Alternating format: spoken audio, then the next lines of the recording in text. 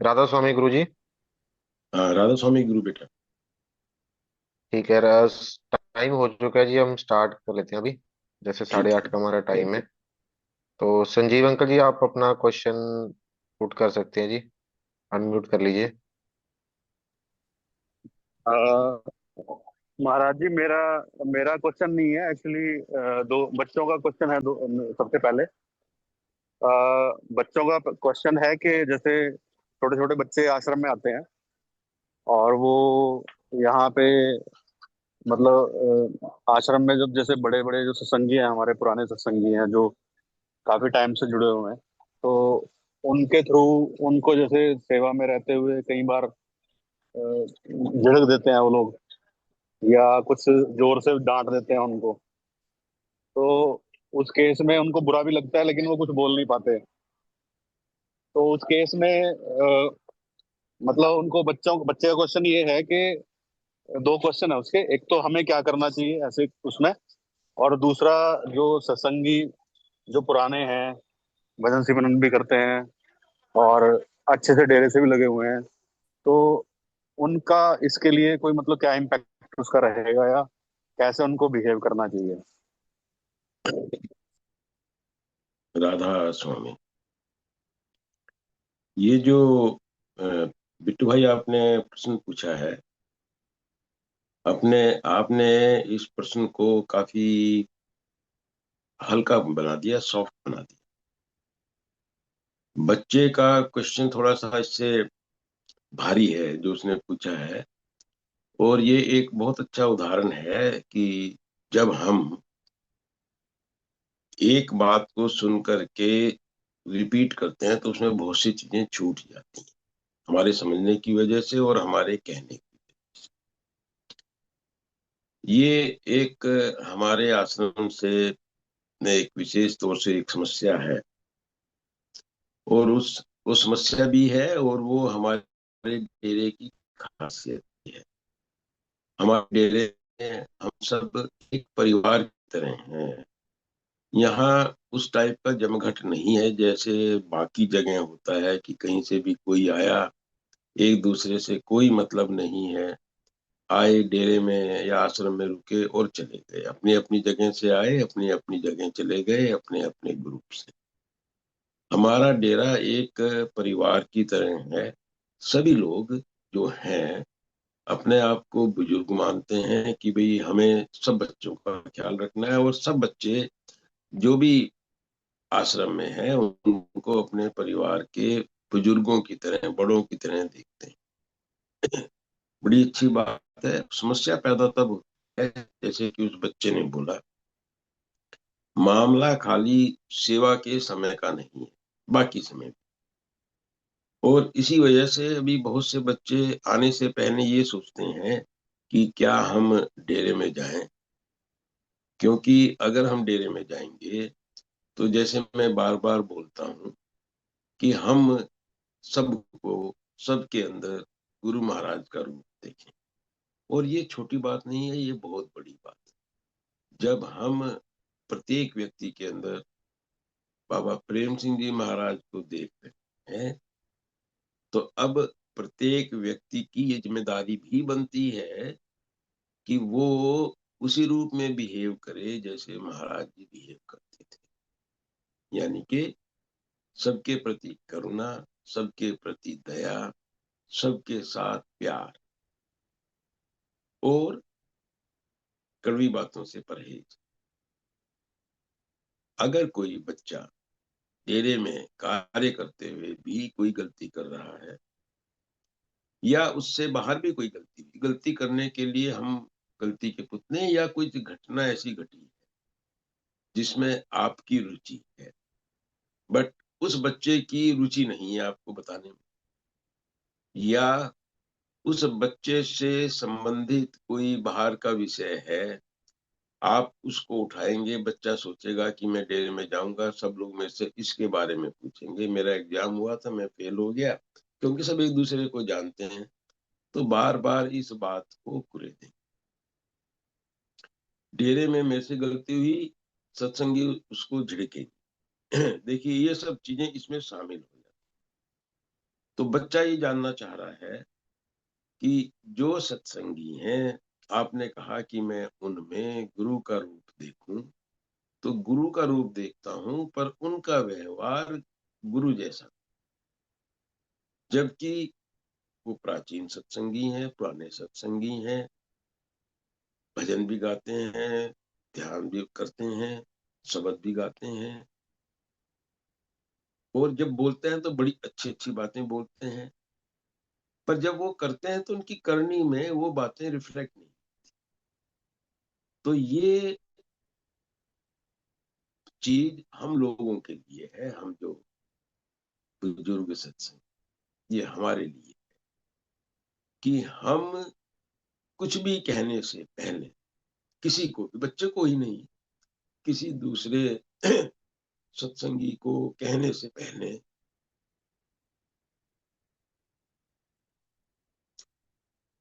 आज मेरा थोड़ा सा गला खराब है, जी, आपका तो लग रहा बोलने है में दिखता। हाँ थोड़ी सी दिक्कत रहेगी, पर क्योंकि थोड़े से समय के लिए ही है तो मैं सोच रहा हूँ कि मैं अपनी बात कहता रहूं।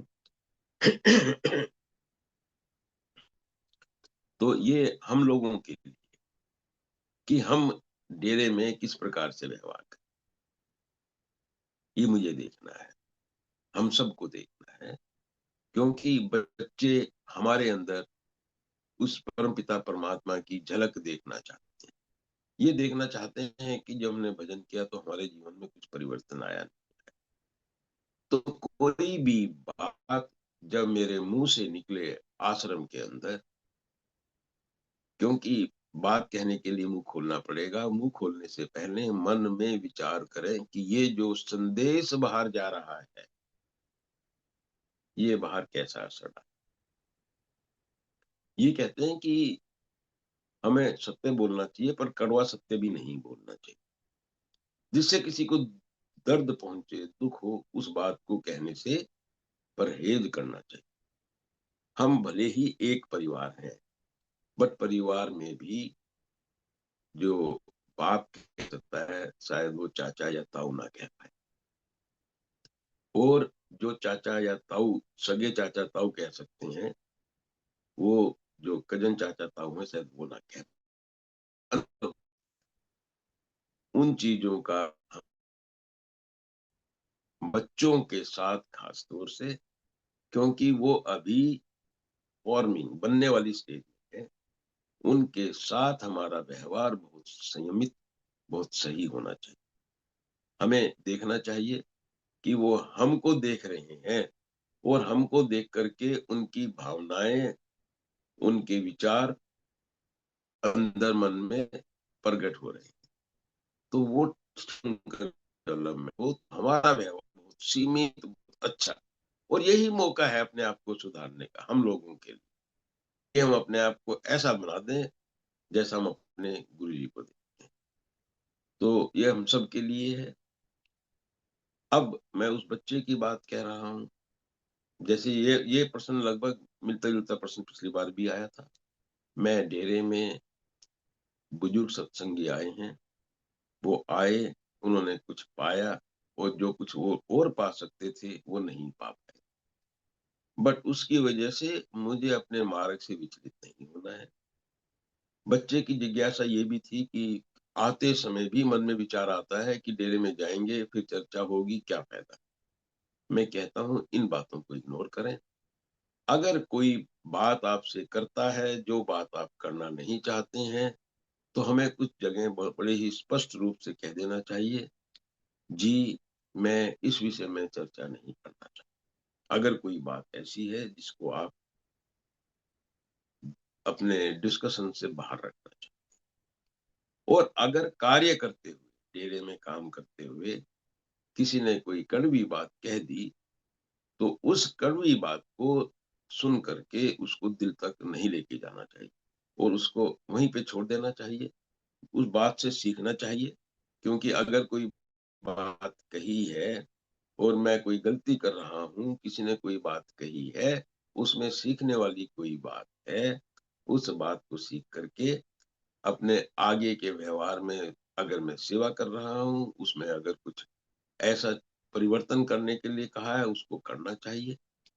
बहुत बात को गहरे से दिल में लेने की जरूरत नहीं है।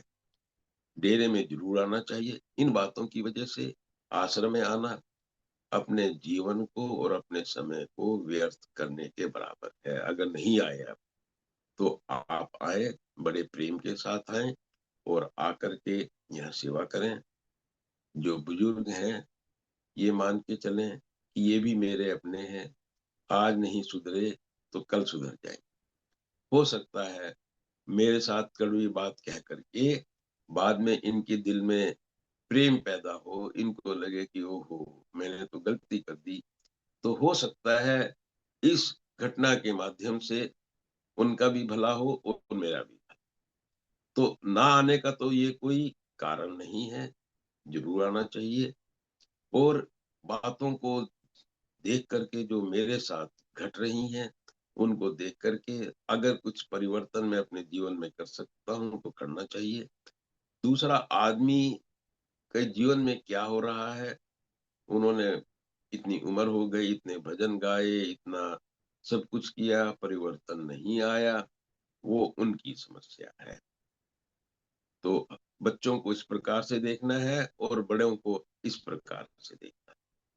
ये मेरा सुझाव है गुरी बेटा। ठीक है गुरुजी। गुरुजी नेक्स्ट क्वेश्चन महाराज। जो है योर। हाँ जी सर, आप कंटिन्यू करिए। महाराज जी, आपने बिल्कुल ठीक बोला। उसमें मैंने एक्चुअली रीड करके पूरा नहीं बोला, बच्चे ने काफी उसमें जिज्ञासाएं लिखी हुई थी। आपने पूरा बिल्कुल एक एक चीज का उसका कर दिया आंसर। तो दूसरा मेरा क्वेश्चन किसी बिब्बी का है महाराज जी। बिब्बी काफी पुराने सत्संगी हैं और काफी टाइम से आश्रम में, मतलब हर सेवा में कोशिश करते हैं आने की। और पहले जैसे उनका क्वेश्चन ये है कि पहले जैसे भजन सिमरन उनका बनता था, कुछ टाइम से नहीं बन रहा है। तो मतलब गुरु घर के प्रति प्यार प्रेम भजन सिमरन भी करने पूरी करते हैं जैसे पहले बैठते थे। तो अब का ये है कि कैसे दोबारा से उस तरह से बन पाएगा जैसे पहले बनता था। तो उसमें थोड़ा सा उनको इशू आ रहा ये प्रश्न भी काफी लोगों का प्रश्न रहता है। एक चीज तो हमको ये समझनी चाहिए कि चीजें लगातार बदल रही हैं। परिवर्तन जीवन का अंग है। अगर चीजें ना बदलें तो ये संसार ही न चले। लगातार बदल रहा है। अब हमारा अपना आश्रम देखिए ना, कि आश्रम भी पहले कैसा था और अब कैसा है, परिवर्तन हो रहा है, बदल रहा है। अगर चीजें ना बदलें और हमारा आश्रम वैसे का वैसा ही रह जाए जैसा पहले था, मतलब 1990 के आसपास था, जब आश्रम में 2 कमरे थे, तो दिक्कत पड़ेगी। तो परिवर्तन आवश्यक है। हम बदल रहे हैं। मैं देखता हूँ, मेरा चेहरा, आज का चेहरा और आज से बचपन के चेहरे में बहुत परिवर्तन। चीजें बदल रही, भाव बदल रहे हैं, मैं बदल रहा हूँ। अभी हमने एक प्रश्न का जवाब दिया। इस प्रश्न को सुन करके इसका जब चर्चा की हमने इसके ऊपर, वो इसलिए की ताकि हम अपने आप को बदल सकें। तो बदलाव लगातार हो रहा है। तो ये बदलाव सही भी हो सकता है, बदलाव गलत भी हो सकता है। ये सही गलत क्यों होता है? जीवन में और भी बहुत सी घटनाएं घट रही हैं। आश्रम में आना, गुरु घर से प्यार, गुरु से प्यार, सेवा भाव, ये जीवन का एक अंग है। इसके अलावा हमारा संसारिक जीवन भी है, पारिवारिक जीवन। परिवार में घटनाएं घट रही हैं, समाज में घटनाएं घट रही हैं। इन घटनाओं से मन प्रभावित होता है। और जब मन इनसे प्रभावित होता है तो मन बदलता है, और मन बदलता है तो जो भजन का स्वाद है वो बदलता है। पॉजिटिव भी हो सकता है, निगेटिव भी हो सकता है। हमारा मन संसार में घटने वाली घटनाओं से कितना प्रभावित हो, ये हमें देख। इसलिए बोलते हैं कि जो अध्यात्म की यात्रा है, ये बाहर की यात्रा नहीं है, ये अंदर की यात्रा है। यानी कि हमें अपने आप को बाहर से सिकोड़ना है। बाहर जो भी चीजें हो रही, अच्छी हो रही हैं। देखिए, कई बार जीवन में कोई बहुत अच्छी घटना घटे, ये मत सोचना कि उसकी होने से मेरा भजन सिमरन बनेगा। मैं भजन सिमरन से दूर चला जाता हूँ, क्योंकि मैं सुखों में बहुत ज्यादा उलझ जाता हूँ, भूल ही जाता हूँ कि भजन सिमरन कर। तो कई बार जीवन में सुख की घटनाएं घटना भी भजन सिमरन से विमुख करता है। इसलिए बहुत से महात्मा कहते हैं, मुझे सुख भी परमात्मा वही चाहिए जो तुझे मेरे लिए ठीक लगे। सुख तेरा दित्ता ली, अपना नहीं, क्योंकि मेरा सुख मुझे भटकाएगा, तेरे मार्ग से भटकाएगा। ऐसे ही जीवन में घटने वाली दुख की घटनाएं, ये जो सुख और दुख की घटनाएं हैं, ये मन को विचलित करती हैं, मन को इस मार्ग से हटाती हैं, डिगाती हैं। क्या करना चाहिए इसके लिए?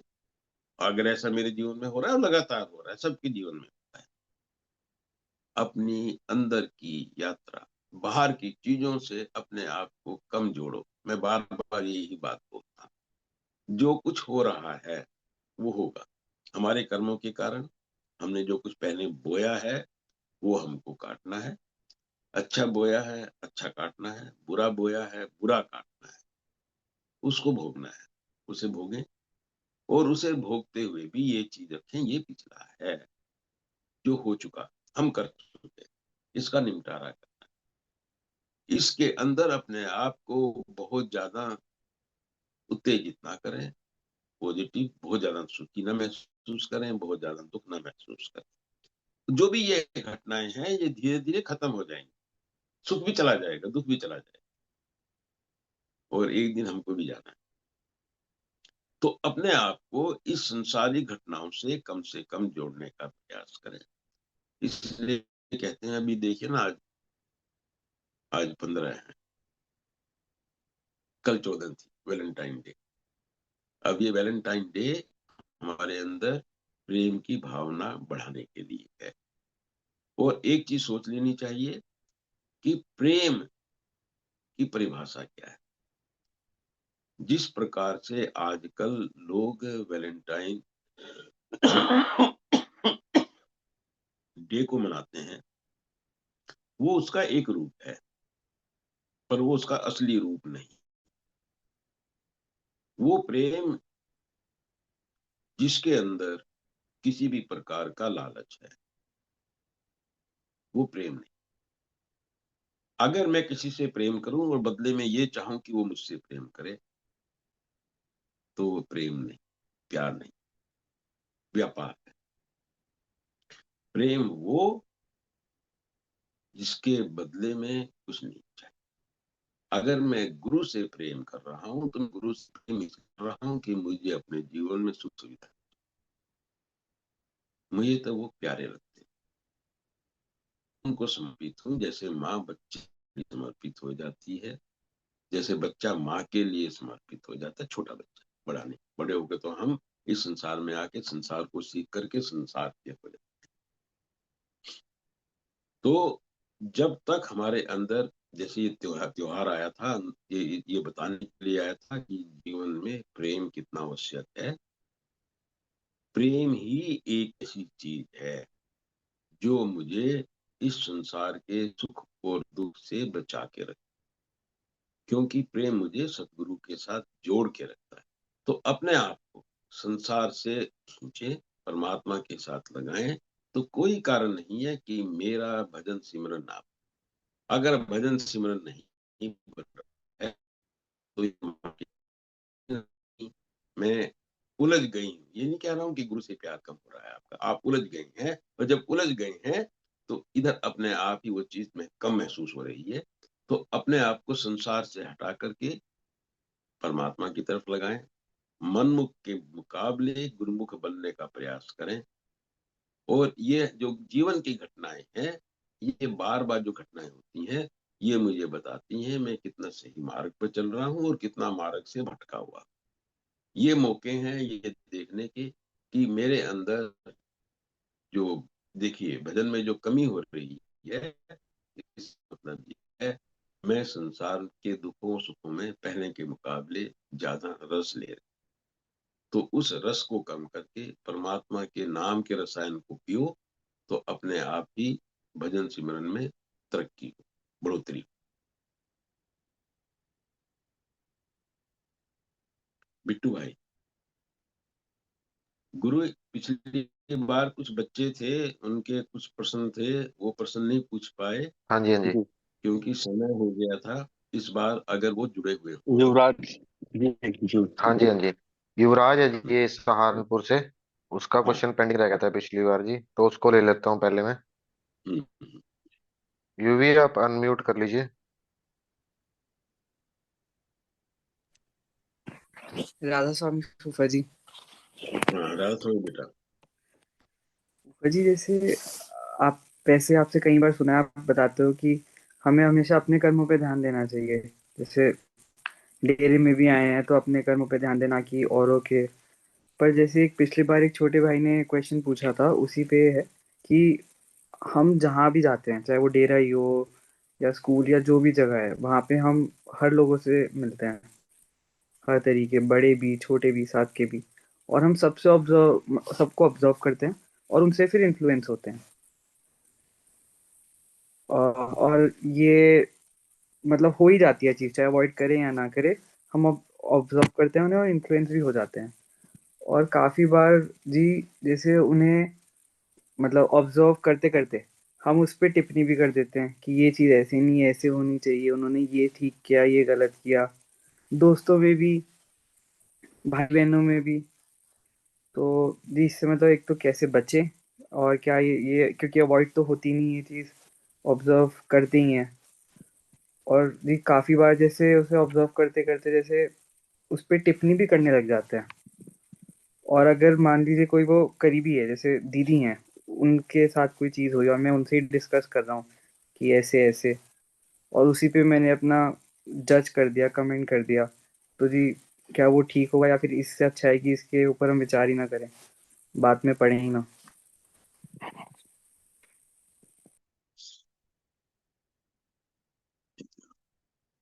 युवराज बेटा, यू देखो, आपने जो ये प्रोसेस बताया, ये हमारा प्रोसेस हर समय लगातार हमारे साथ घटित हो रहा है। हम चीजों को ऑब्जर्व करते हैं, जो आपने बताया। ऑब्जर्वेशन में समस्या नहीं, चीजों को देखने में समस्या नहीं। उसको देखें और छोड़ दें, कोई समस्या नहीं है। पर आपने जैसे खुद ही बताया कि उनको देखने के बाद हम उसको कंपेयर करते हैं अपने मन में, पहले टिप्पणी करने से पहले। किसी ने कुछ कपड़े पहन रखे हैं, हमने ऑब्जर्व किया। देखिए, एक चीज तो ये नोटिस कर लीजिए कि अगर कोई चीज जो हमारा मस्तिष्क या हमारा मन या हम सोच रहे हैं नॉर्मल है, उसके ऊपर हम लोग कोई टिप्पणी भी नहीं करेंगे और कोई चर्चा भी।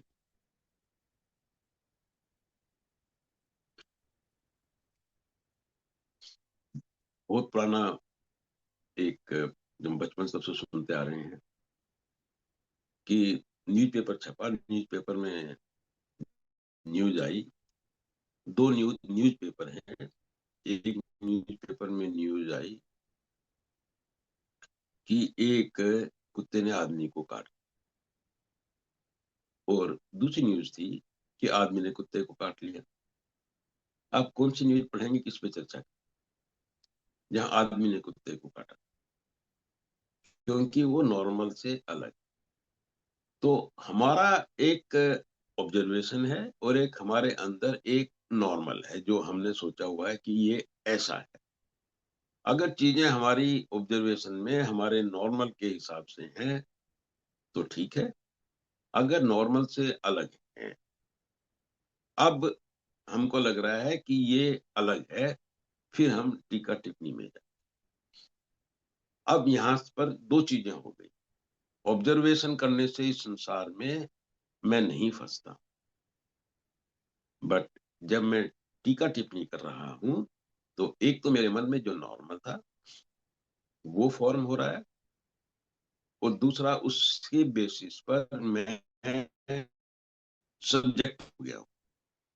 पहले ऑब्जेक्टिव था, अब मैं सब्जेक्टिव हो गया।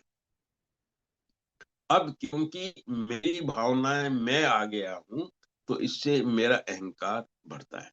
इसलिए बार बार कहते हैं कि जहां तक हो सके, जब तक कोई आदमी आपसे पूछे ना, हमको टीका टिप्पणी से बचना चाहिए जहां तक हो सके। पर हर जगह हर अवस्था में ये संभव नहीं है। क्या संभव नहीं है? जैसे आपने कहा, हम क्लास में बैठे या हम भाई बहन बैठे, परिवार के संग बैठे, वहां चर्चा हो रही है, तो वहां पर ये टीका टिप्पणी बोलिए या कमेंट्स बोलिए, जो भी आप कहेंगे, ये होना स्वाभाविक है। ये एक हमारे जीवन जीने की शैली का अंग है। तो यहाँ पे दो तीन चीजों का ध्यान देना है। नंबर एक बात, ये जो हमारा नॉर्मल है, जिसको हम कहते हैं कि ये ठीक है, इसको थोड़ा सा बढ़ाकर हम बहुत छोटा नॉर्मल रखते हैं। अगर मान लिया मुझे लगता है आदमी को सफेद कपड़े पहनने चाहिए, तो अगर उसने काले कपड़े पहन लिए तो मैं टिप इसको बड़ा कर दो, सफेद के बजाय ये बोल दो कि मुझे हल्के कलर के कपड़े पहन। क्योंकि टिप्पणी मैं उसी से कर रहा हूँ जिसको मैं सही या गलत बोल रहा हूँ। तो अपने सही गलत की परिभाषा को बढ़ाकर, जीवन में सही और गलत क्या है, ये हमें बहुत बाद में समझ में आता है। जिन चीजों को हम शुरू में सही समझते हैं वो बाद में वो भी गलत लगती है, और जो चीज आज गलत लगती है बेटे, कल को वो हमें सही भी लग सकती है। इसकी बहुत संभावनाएं हैं। मैं अपने जीवन को जीने के बेसिस पर आपको बता रहा हूँ। जो मैं जब मैं 20 साल का था, और जब मैं 40 का था, और जब मैं 60 का हुआ, और जब मैं अब हूँ, तो मान्यताएं, धारणाएं बहुत सी चीजों के बारे में बदलती हैं, बदल रही हैं। इसका मतलब है कि मेरी टिप्पणी भी बदल रही है। तो जिन बातों को मैं आज बहुत सीरियसली बोल रहा हूँ, हो सकता है मैं कल को उनके विपरीत बोलूं। तो जब ये विचार मुझे बहुत क्लियरली पता है, तो जब मैंने कोई टिप्पणी की, अब मैं थोड़ा सब्जेक्टिव हो गया हूँ, मैंने टीका टिप्पणी की, अब उसमें दूसरे की जो रिएक्शन आने वाली है उसको भी मैं अभी ऑब्जर्व करने वाला। पहले तो टीका टिप्पणी से बचें।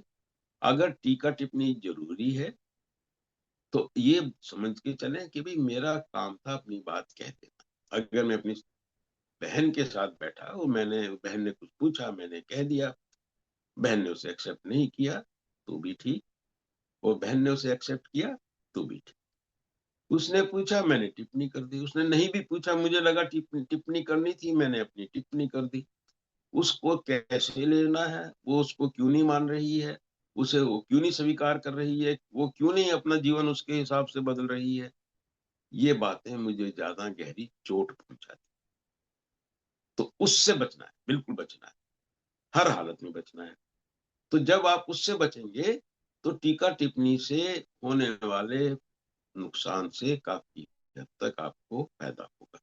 टीका टिप्पणी करना तो इसलिए जरूरी हो जाता है कि कई बार लोग पूछे, तो आपको बताना जरूरी है। मैं ही पूछ लूंगा, बेटे ये कैसे है, तो आप कहोगे नहीं फूफा जी ये तो ठीक नहीं, या हाँ फूफा जी ये ठीक है। तो पूछा तो आप ये नहीं कह सकते भी नहीं मैं तो कोई जवाब नहीं। हाँ, कई बातों में जरूरी नहीं हर समय में सत्य ही बोलूं, कई बार आप मना भी कर सकते हैं अगर आपसे पूछा गया है, और कई बार बिना पूछे भी आप बता सकते हो। अब मैं मान लिया फटी हुई शर्ट पहन के जाऊं और आपने मुझे देखा, तो आप देख के मुझे बता सकते हो पापा जी आपकी शर्ट फटी हुई है, बदल। तो मैं कहूंगा कि मेरे ऊपर टिप्पणी करने की क्या जरूरत है, समझे? तो कुछ टीका टिप्पणी करना जरूरत, ज्यादातर कोशिश करो जब किसी ने पूछा तब करो, फिर भी आपको लगता है नहीं, समय से, परिस्थितियों के हिसाब से ये बात मुझे कह देनी चाहिए, हो सकता है मेरी समझ गलत हो, और आपने कह दी।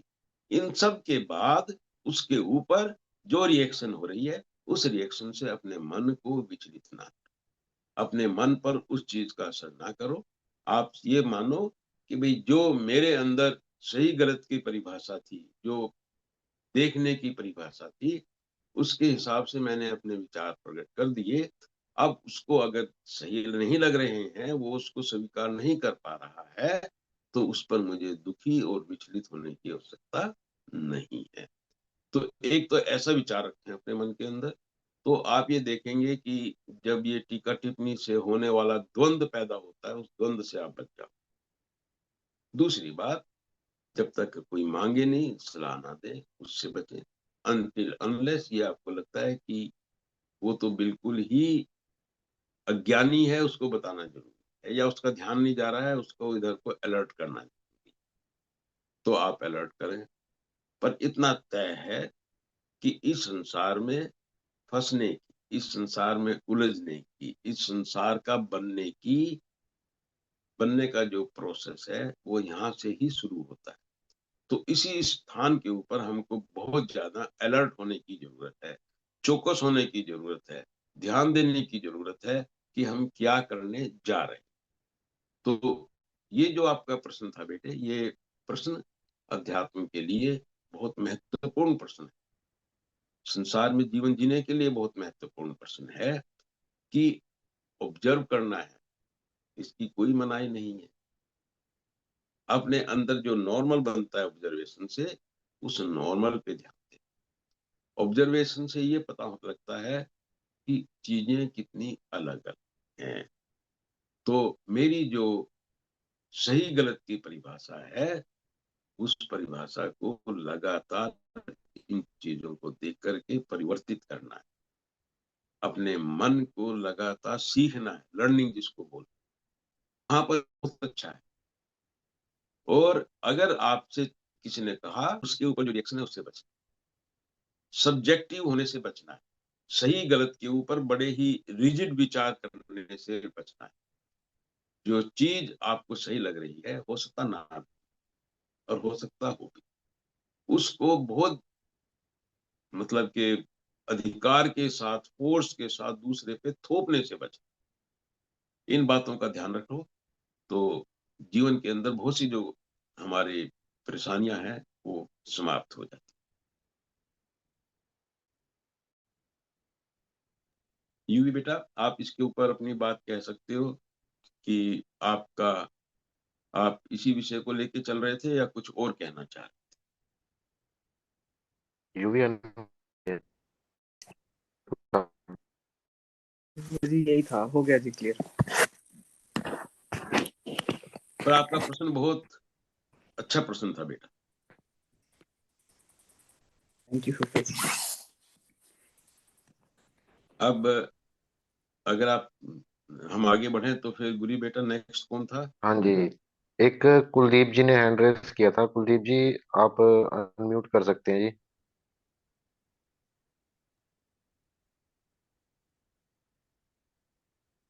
कुलदीप जी, आप अनम्यूट कर सकते हैं।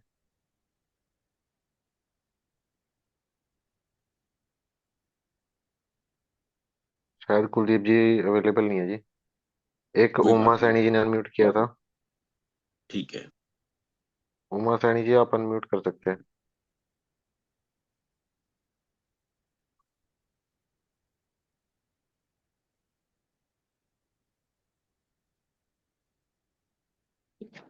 राधा स्वामी पिताजी। हाँ, राधा स्वामी बेटी।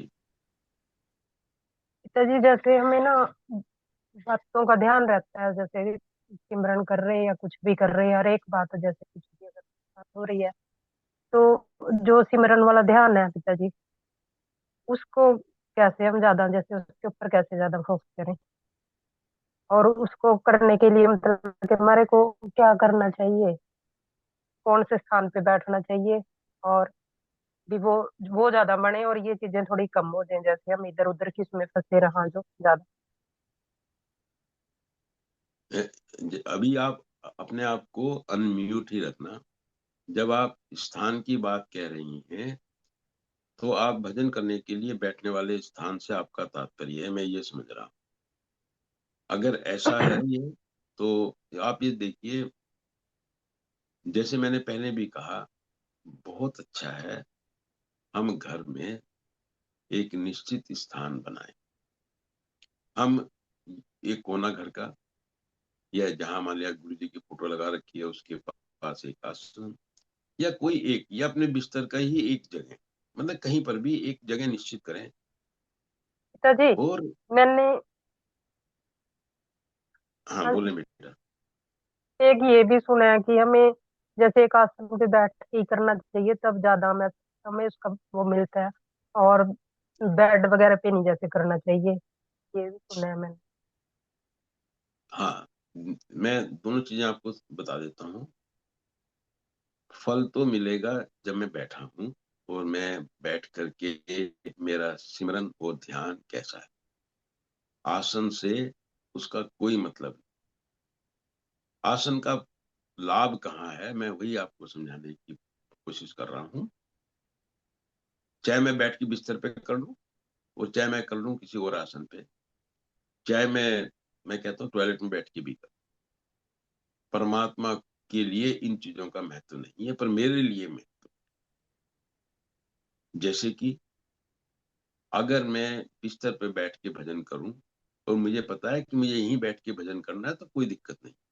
तो बिस्तर पर बैठते ही मुझे नींद की, सोने की, क्योंकि मैंने उस स्थान को इस कार्य के साथ जोड़ा हुआ है। जिस चीज को जिस चीज के साथ जोड़ देंगे, उसको देखते ही उसका ध्यान आएगा। आपने गुरु जी की फोटो लगाई हुई है, गुरु जी को देखा, देखते ही मन में परमात्मा के साथ जोड़ पैदा होता है। और आपने वहां पर किसी एक जानवर की फोटो लगाई हुई है, तो जिसको आप देखोगे मन में वैसे ही ख्याल बनने आरंभ होते हैं। अगर आपने घर में एक निश्चित जगह बनाई हुई है जहां आपको भजन के बैठ करके भजन करना है, अगर आप वहां से गुजरेंगी, उस स्थान को देखेंगी, तो मन में निश्चित तौर से ये ख्याल आएगा कि मुझे यहाँ बैठ के भजन करना। तो स्थान का, आसन का महत्व ये है कि वो मुझे लगातार रिमाइंड करता है, ये याद दिलाता है कि यह स्थान, यह जगह इस कार्य के लिए है। मन क्योंकि चारों तरफ दौड़ता रहता है, उसकी दौड़ में थोड़ी देर के लिए ठहराव आता है और उसको मालूम चलता है कि यहाँ बैठना है। तो इसलिए आसन का महत्व है। अब वो आसन बोलो एक जगह, इसलिए मैं बोल रहा हूं कि एक निश्चित जगह, एक निश्चित स्थान, अगर आप कार्य करते हैं, तो जो भी कार्य उस स्थान पे करेंगे, तो वो स्थान आपको उस कार्य की याद है। अगर आप डेरे में आते हैं, तो आपको भजन सिमरन के लिए ज्यादा मन करेगा बजाय किसी वेंकट हॉल में जाए। वेंकट हॉल में जाएंगे तो वहां शादी ब्याह का माहौल है, वो चीजें याद आए। तो यादगारी और स्थान आपस में जुड़ जाते, इसलिए स्थान का महत्व है। अगर आप इससे बाहर निकल गए हैं, तो फिर स्थान का कोई महत्व नहीं, आसन का कोई महत्व नहीं। शुरू में हर सत्संगी के, जो अभी भजन सिमरन जिनके मजबूत नहीं बने, उनके लिए घर में एक निश्चित स्थान होना अच्छा है। और वो स्थान अगर बिस्तर से अलग है, और अच्छा है, ठीक है ना। और उस आसन को अगर आप ना हिलाएं डुलाएं, उसको वैसे का वैसा रखें, और अच्छा है। क्योंकि अगर आपने एक आसन बनाया और उसको फोल्ड करके उठा के रख दिया, तो तभी दिखाई देगा दूसरी बार जब आप उसको बिछा दो। अगर वो बिछा बिछाया है तो उसको देखते ही याद आए। तो ये इसलिए है कि मैं उसको देख करके मुझे याद आए कि मुझे बैठ के भजन सिमरन करना है, और मुझे इस स्थान पे बैठना है, और इस स्थान पर मुझे भजन सिमरन के सिवाय कुछ और काम नहीं करना। इसलिए आसन का, स्थान का महत्व है। तो अगर आप ऐसा कर सकते हैं तो बहुत अच्छा। अब दूसरी बात, मैं भजन में बैठा हूं और ध्यान मेरा कहीं और चला है। मैं कहता हूं कि ये अवस्था कम से कम ना बैठने से तो अच्छी, कि मैं इसलिए ना बैठूं कि मैं बैठता हूं तो मेरा तो ध्यान इधर उधर जाता, मैं क्यों बैठूं। मैं कहता हूं जरूर बैठो, भले ही बैठते ही मैं दुनिया भर का सोचूं, काम क्या करना है। मैं बैठा और मुझे फिर से मैं संसार में उलझ गया। जैसे ही मुझे मालूम चले कि मेरा ध्यान भजन में नहीं है, मैं तो रसोई में रसोई में चली गई हूँ। अब ये सोच रही हूँ कि बच्चे उठने वाले हैं, उसके लिए मुझे नाश्ता बनाना है, पति के लिए मुझे टिफिन तैयार करना है, क्या बनाऊंगी क्या खाऊंगी। अगर मन उधर चला गया, उदाहरण दे रहा हूं मैं एक, और जैसे ही मुझे पता चला कि मेरा मन रसोई में है, तो मैंने मन से देखना शुरू कर दिया, अच्छा अब तू बोल क्या करे।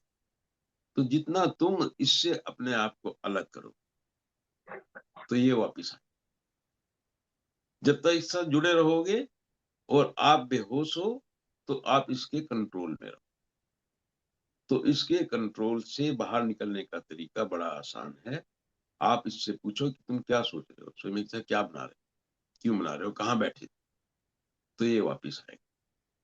तो एक तो इसको देखने वाले बनो, जैसे हम पहले प्रश्न का था कि ऑब्जर्व करने वाले, जुड़ने वाले नहीं, ऑब्जर्व करने वाले। जुड़ने से दिक्कत, ऑब्जर्व करने से दिक्कत नहीं होती। एक और आसान तरीका है कि कोई और ऐसा काम करो जहां से मन का हटना थोड़ा मुश्किल। कैसे? इसलिए मैं कई बार बोलता हूं कि आप नाम जपते हुए सांसों पे ध्यान, शुरू में, बाद में तो सब चीज छूट जानी, बाद में भी छूट जाना है। में जब मैंने करना शुरू किया, तो जब मेरी सांस अंदर जा रही है, कम से कम ध्यान रखें ऐसा ना हो कि मैं ध्यान करते करते कहीं का कहीं पहुंच गया, रहा ही नहीं, मैं शरीर खत्म। तो ये देखो कि श्वास आ रहा है नहीं आ रहा। तो जैसे ही श्वास अंदर भरा,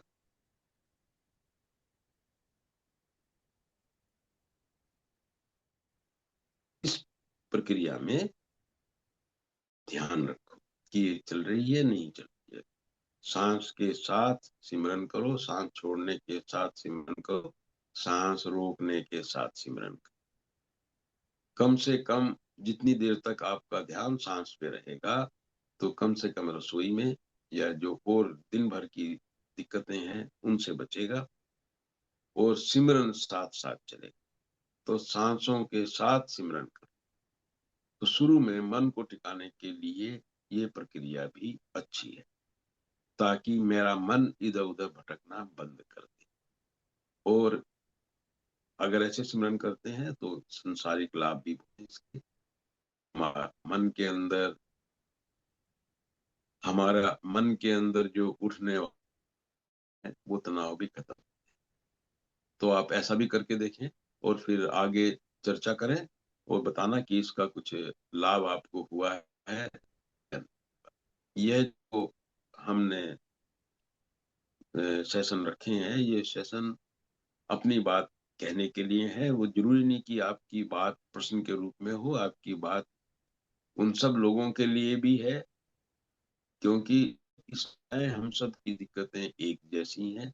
हम अपने जीवन की बातों को जब आपस में हम एक दूसरे के साथ साझा करते हैं, तो उससे हम सब लोग लाभ उठाते हैं। मैं भी लाभ उठाता हूँ जब आप ये बातें बोलते हैं।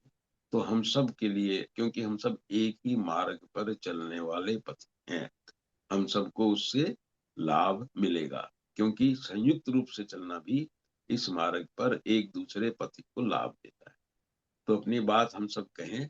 हमारे साथ जो भी घटनाएं घटती हैं, जब कोई घटना घटी, हमने कैसे अपने आप को उन मौकों पर गुरु महाराज की याद से संभाला, संजोया, आगे बढ़े, दूसरों को उससे प्रेरणा मिलती है।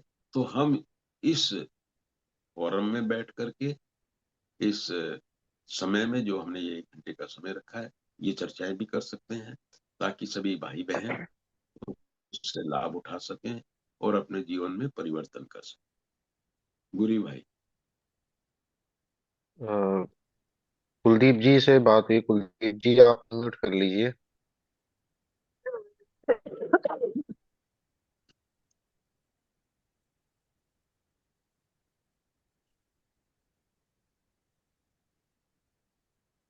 कुलदीप जी आप अनम्यूट कर लीजिए। ले लो बेटे, आ जाओ, ले लो रिंकी।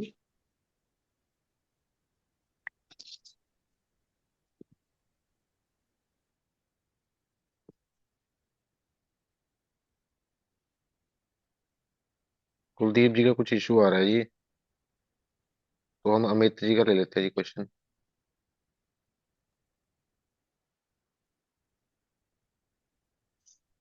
कुलदीप जी का कुछ इशू आ रहा है जी, तो हम अमित जी का ले लेते हैं। अमित जी का हैंड रेज है।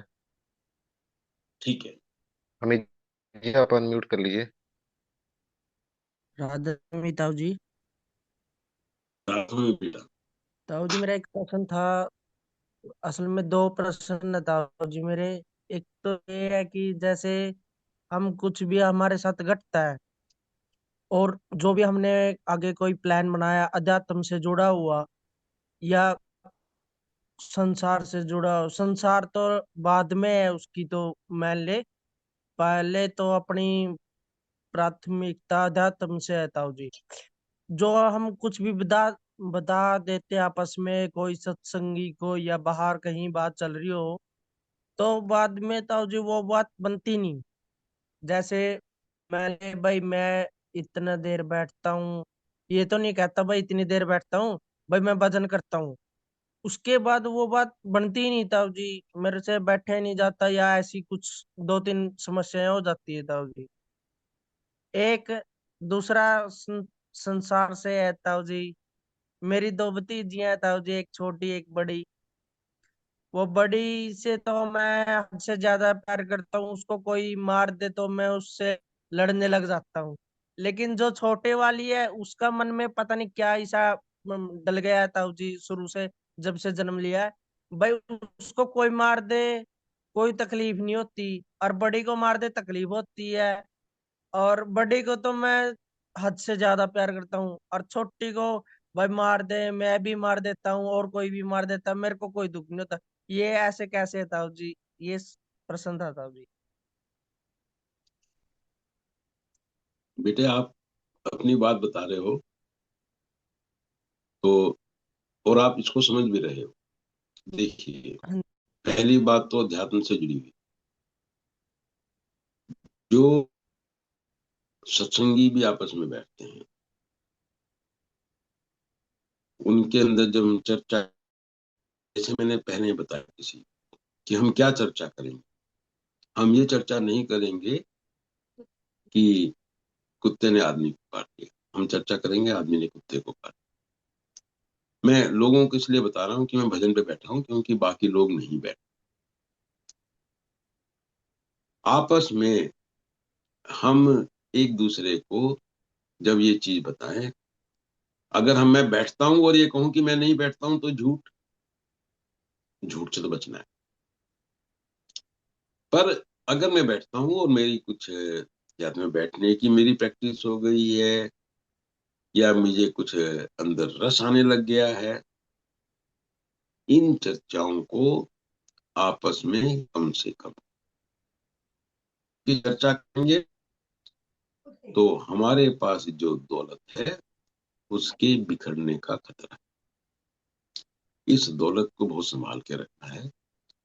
तो चर्चा भी अधिकारी लोगों के साथ बैठ के ही करें, फालतू में लोगों के साथ बैठ करके इस प्रकार की चर्चा करना कि मैं भजन करता हूँ या नहीं करता हूँ, क्या करता हूँ, उसको अवॉइड करें। ठीक है ताऊ जी। और अब मैं आपकी संसारिक चीज पे हूँ। आपने बताया कि किसी एक से, मैं इसको जनरलाइज कर रहा हूँ, मैं बड़ा ही स्पेसिफिक, आपने स्पेसिफिक बहुत ही स्पष्ट तौर से बताया कि घर में दो बच्चे बिल्कुल एक जैसे, एक बड़ा बच्चा, एक छोटा बच्चा, एक से आपको प्यार है, एक से नहीं। ये बड़ी कॉमन सी बात है, बहुत जगह इवन माँ बाप तक को भी हो जाता है कि एक से प्यार है, एक से नहीं। तो ये कोई घटना आपके लिए तो ये बड़ी बड़ी घटना है, क्योंकि दो ही बच्चे हैं, एक से प्यार हो रहा है, एक से नहीं होता है। पर जब इसको हम लार्ज स्केल पे देखते हैं, बड़े तौर पे देखते हैं, तो बड़ा कॉमन सा है। आप घर में भी देखेंगे धीरे धीरे ऐसा होता है कि एक बच्चे से माँ बाप को थोड़ा प्यार ज्यादा हो जाता है, एक से कम होता है। एक दोस्त से ज्यादा प्यार होता है, एक दोस्त से कम होता है। एक बहुत बड़ा कारण तो ये है आपके केस में कि जो बड़ी लड़की है, जो बड़ी आपकी भतीजी है, क्योंकि वो बोलती है, उसको आपने बचपन से उसे खिलाते खिलाते अब तक वो इतनी बड़ी हो गई है, और आपके साथ उसका अटैचमेंट बहुत हो गया, आपका जोड़ बहुत हो गया है। तो जिसके साथ हमारा जोड़ होता है उसकी छोटी सी तकलीफ भी हमको तकलीफ है, छोटी सी तकलीफ। तो अगर कोई उसको कुछ कहेगा तो आपको दुख होगा, बड़ा स्वाभाविक है। बट आपको एक चीज भी समझ लेनी चाहिए, आपके फायदे के लिए बता रहा हूँ। आपकी भतीजी जी है, ताऊ जी। उसकी जिम्मेदारी आपकी नहीं है। ये बात भी हमको समझनी चाहिए, मैं सबको बड़े स्पष्ट तौर से कहता हूँ, उसकी जिम्मेदारी उसके माँ बाप की। अब मैं भी यहाँ बैठा हूँ बेटे, मेरे पास भी अभी यहाँ पर मेरी दो नातिन है, एक 3.5 साल की और एक करीब 2 महीने कुछ दिन की। मैं भी बहुत प्यार करता हूँ, पर उनकी जिम्मेदारी मेरी नहीं है, उनकी जिम्मेदारी उनके माँ बाप उनका कैसे परवरिश करना चाहते हैं। मैं सलाह दे सकता हूँ, तो जैसे पहले बताया, सलाह देने के बाद मुझे एक साइड में हो जाना, मुझे उलझना नहीं। उसके माँ बाप, उनके दोनों के माँ बाप कैसे उन बच्चों का पालन पोषण करेंगे, ये उनकी जिम्मेदारी। अब उस बच्चे के साथ अगर कुछ कोई डांट रहा है, फटकार रहा है, कुछ कर रहा है, तो आपको अपनी सीमाएं समझनी चाहिए। उस सीमा से ज्यादा उसमें नहीं उलझना चाहिए। उस बच्ची की माँ अगर बच्ची को डांट रही है तो आपको नहीं उलझना चाहिए, बाप डांट रहा है तो नहीं उलझना चाहिए। आपका एक सीमित दायरा है, उस दायरे में, क्योंकि वो आपके साथ खेलती है, बचपन से खेलती आ रही है, इसलिए आपको बहुत ज्यादा प्यार उससे हो गया है। दूसरे वाली अभी छोटी है, इसलिए आपका इतना अटैचमेंट उसके साथ अभी नहीं है। आप देखना बाद में आपका अटैचमेंट उसके साथ भी ऐसा ही होने वाला है जैसा बड़ी के साथ। समय की देर है, जब समय आएगा तो फिर आप ही बताएंगे कि नहीं, मुझे दोनों एक जैसी लगती, अलग भी लगती हैं तो भी कोई बात। इस चीज में बहुत ज्यादा उलझने की, अटकने की जरूरत नहीं।